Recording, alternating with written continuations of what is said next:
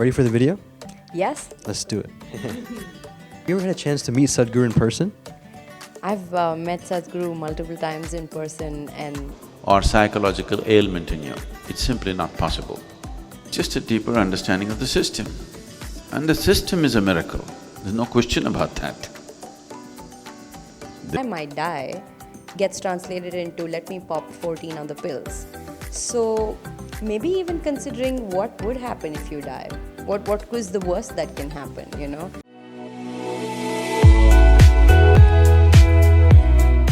Conscious practice.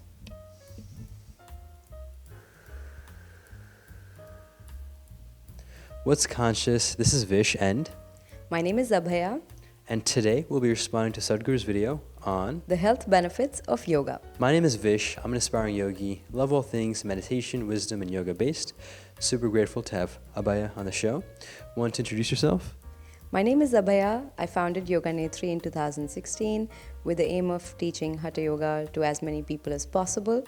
My husband and I have been teaching for the last 6 years, and we have a center in Austin, and we also teach yoga online. Well, thank you for being here. I appreciate you taking this time. It is actually a great opportunity to have an actual ISHA Hatha Yoga teacher here. And the ISHA is the foundation Sadhguru has started and runs. Now, before we start the video, what are your quick thoughts on the health benefits of yoga? I actually started yoga seeking a health benefit. I was 23 or 24, and I went to the gynec, and she told me that I had major cysts in my ovaries, and I had all kinds of, hormonal imbalances happening. And at age 23, that was really odd. I just couldn't take the fact that my doctor said there was no solution to this as an answer. Her solution was, well, this is a lifestyle problem and that this cannot be fixed. There is nothing that you can do about it. So taking that pretty hard, I felt like I needed to make lifestyle changes in my life and fix things around. And that's when I found yoga, and I realized that a lot of things that medically, which technically cannot be reversed, actually can be with yogic practices. I know that from my own experience, but I've also seen many participants go through transformative, huge experiences, much more profound than my very own experience. So I do know that it does work, but I think it works differently on each person and each body. We'd love to hear what you do for yoga in terms of what your practices are, if it's helped you, or is that something you're uncertain about. Let us know in the comments down below. And now with that, let's get started.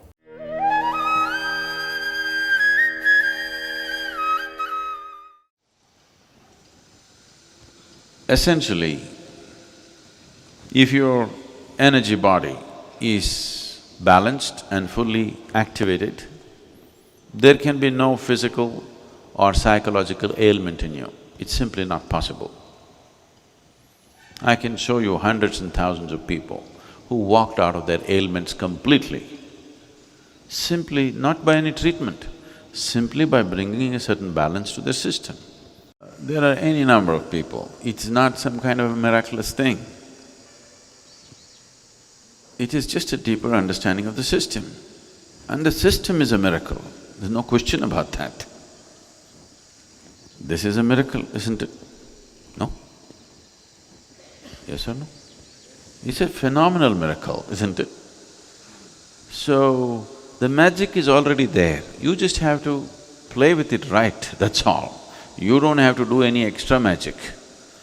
Already everything is magical, isn't it so in the existence? Yes or no? Every atom is a magic by itself because we've still not figured anything in its entirety. So, very simple. You don't have to do any great yoga of twisting yourself upside down and all that. Simple things. If you breathe right and keep your body in a certain level of balance, you will see there is no need to have any kind of ailments. Ailments are of two kinds. One is infectious. Infectious means it's an invasion from outside. That we have to deal with medicine. For that you must go to the doctor. But over 70% of the ailments on the planet are chronic in nature. That means you are producing your own ailment. Self-help, this is called. Because nobody is bothering you, you want to do something to yourself. So, over 70% of the ailments are because of self-help. People are generating ailments from within. And this cannot be cured by any medicine. You can only manage it. You can never cure it. But the very source of making this body is within us. It comes from within. Your heart, liver, kidney, everything manufactured from within, isn't it? If you do certain simple things, if you allow, fixing also happens from within. And every human being is capable of this. It's just that they never paid attention to it. Only advantage is, if you go to your doctor, he will do it. These things you must do, that's the only problem. Another beautiful video by Sadhguru, and I want to actually continue from what you mentioned before the video, which was how you had entered yoga yourself. I would love to hear, did these practices help cure you in terms of the root? Want to share more about that? So, I want to actually start with saying that it has been many years since I have taken any kind of allopathic medicine. So What is that, by the way, for those that don't know? So any kind of medication that you are taking for, you got a fever, you got a cold, you got a flu, you have body ache, I've realized that since the time that I made the decision to stop taking external medication, that I realized that we don't even think twice before we pop a pill. Oh, you have a headache, here's a pill. Or you're not feeling too good, here's a pill. Or, oh, you have a stomach upset, here's another pill. And it was only after choosing to stop that I became actually a lot more conscious of what was happening within my body. So, and I realized that the body is an extremely intelligent machine. It tells you very clearly and it gives you warning signs way in advance when things are, beginning to stop functioning. If there's a malfunction happening in the system, there are red flags which are presented multiple times.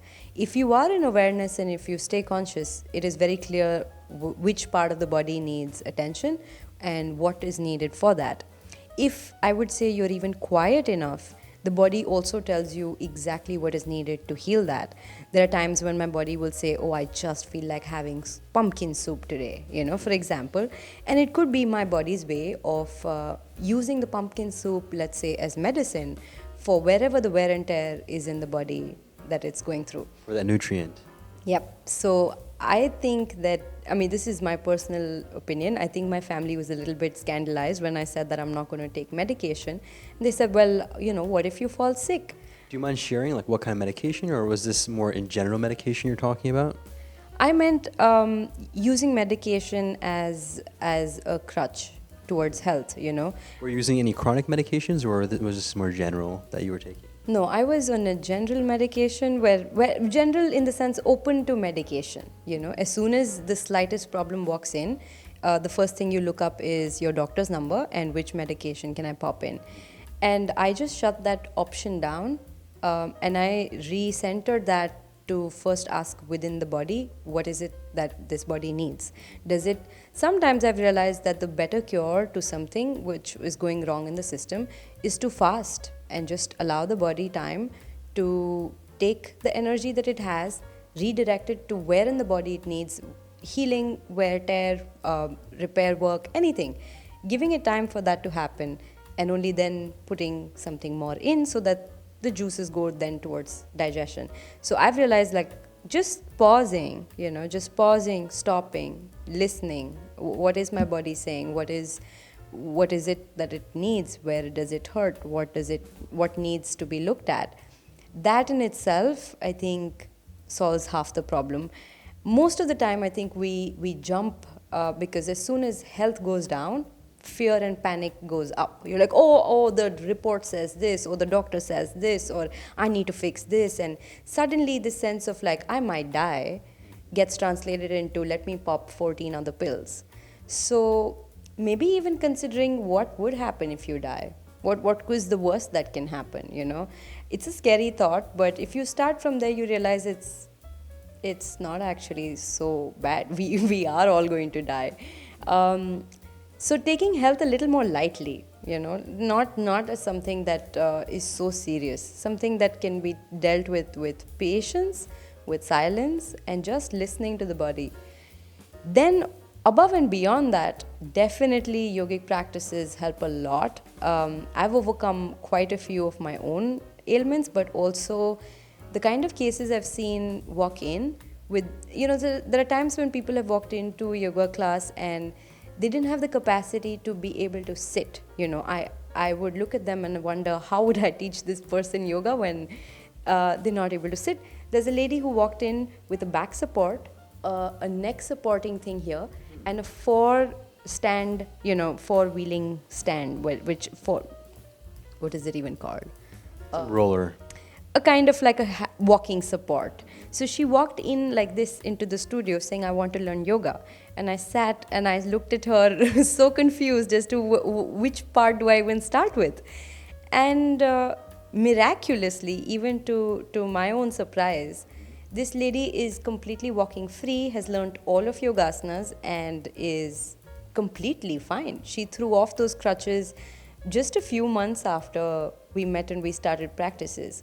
Now, if you ask me how does it work and which aspect of which body and which asana correlated to which of her ailments, honestly, I would probably not be able to tell you. But the magic that I see of these practices working, it really touches me very deeply to have the opportunity to even help somebody in that capacity. Thank you so much for sharing that beautiful experience you've had with it, as well as a little different take, right, with approaching health. And that's also what I think Sadhguru was talking about. We tend to have this almost fixed mindset about how to approach health, which is usually from the Western standpoint of popping pills. But at the end, even just thinking intuitively about it, it's really just going to solve the surface level of what is happening. And I think truly by just doing what she just shared here, you're able to tap into the root. And then I think once you tap into the root, these practices can really help you to fix that, right? And as she's mentioned, as I've actually to an extent experienced and also heard from so many different people from their experiences, it's proof, right? Now, is there scientific backings of the specific aspects of the yoga practices? There actually are some studies that have come out. But just my point here at the end is it's really important to be aligned with the simple idea of I don't know, right? And being open and receptive to what could be possible. And yes, science is great. Not going to dismiss science. It's kind of why I'm able to even talk to you right now. But at the same time, it is limiting. And so as a result, it's important to be open-minded to other ways of recovery, of health, and so on. And whether you're super opposed to it or super for it blindly, I think that is going to be a little dangerous. So I think the key is just to experience it and see it for yourself. So thank you so much for sharing that. And I was curious, since you are a Hatha Yoga teacher, it's actually a personal question of mine. Have you ever had a chance to meet Sadhguru in person? I've met Sadhguru multiple times in person, and what is that like? Each time seeing him actually unlocks something completely else within me. I don't really know how that works, but each time that I see him, I feel like imagine the opening of a flower, you know, each time that a petal opens, you feel like, oh, this must be really nice. And then the next time I see him, I'm like, oh, this must be full flower. And then, you know, as over the years, I've maybe known him now, or at least known about him, at least maybe 8-9 years now. And just over time, this relationship has just blossomed into something so fragrant and so beautiful. So now I've come to a point where even if I don't necessarily see him, he just lives within. Like he just is around. It's something you can tap into wherever you are. But in the beginning, I felt like each and every single interaction with him shifted, you know, worlds inside of me. So if you do get a chance to attend any of his programs, or even if you see him, say, crossing on the airport, you know, do not miss the chance. Definitely go pop in, say hi. He probably might give you a hug, and that's where it begins. Awesome. That is actually super cool. I didn't know you've met him that many times. I saw him once, actually at one, it was called the Sadhguru Darshan, I think a little over a year ago now. So that is super cool. Would love to hear if you've seen Sadhguru before, or actually even beyond that, if you have any thoughts or feedback or questions about the topics that we've had, let us know in the comments down below. And I want to share with the viewers where they can find you and more information about what you do. If you're looking to learn Hatha Yoga, which is classical and authentic, not bear yoga or goat yoga or any of the new forms of yoga, if you want to learn yoga that comes straight from India, then I'm in Austin and I take workshops both privately as well as in group. We have a studio here in Austin. You can come in. If you're not based in Austin, I also teach online, so we could get on a quick call. We understand what you're looking for and we can get started online. So these are the two formats, and both places you're more than welcome to join in. There are lots of community events that we do in Austin where you can come in for potlucks or hikes or musical evenings or meditations. So just being a part of the community would be really helpful, and you're more than welcome to join in. All of that stuff that she shared will all be down below. And if you have any other video reaction requests or topics or guests that you want to see on the show, you can also comment down below. And with that, make a great day, take this joyfully, and stay conscious.